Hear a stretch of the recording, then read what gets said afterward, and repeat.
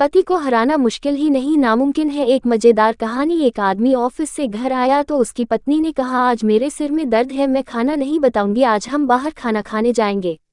वो आदमी बहुत थका हुआ था लेकिन अपनी पत्नी को नाराज नहीं करना चाहता था, सो वो तैयार हो गया और अपने पति से कहा, ठीक है चले जाएंगे, तुम तैयार हो जाओ।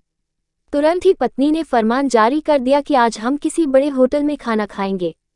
पति ने पत्नी को समझाते हुए कहा, यह महीने का आखिरी हफ्ता चल रहा है, इसलिए मेरी जेब टाइट है, इसलिए आज 6 छोटे होटल में ही खाना खाएंगे, बड़े होटल में किसी आर्थिक चलेंगे। लेकिन पत्नी ने जिद की कि वह किसी 5 स्टार होटल में खड़ा खड़ा चाहती है।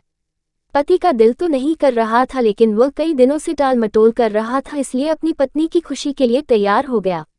रास्ते में पति को एक युक्ति सूझी। उसने अपनी पत्नी से कहा, तुम्हें पता है कि जब मैं और मेरी बहन गोलगप्पे खाने की प्रतियोगिता करते थे तो हमेशा मैं ही जीता था, मुझे गोलगप्पे खाने में कोई हरा नहीं सकता, मैं एक बार में 20 से 25 गोलगप्पे आराम से खा सकता हूँ।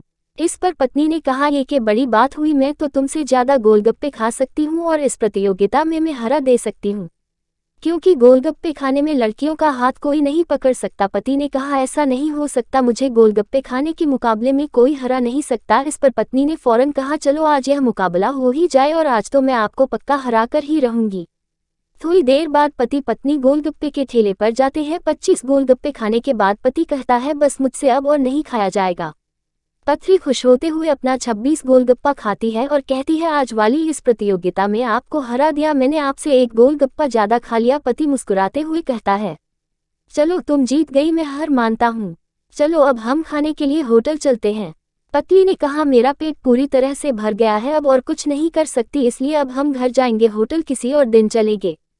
पति मन ही मन मुस्कुराते हुए कार की ओर चल देता है।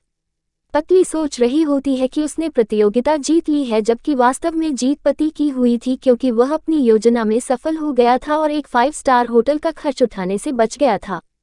प्यारे दोस्तों, इस कहानी पर आपकी क्या राय है, हमें कमेंट करके जरूर बताएं। कार्य पसंद आई हो तो लाइक, सब्सक्राइब और शेयर जरूर कीजिएगा।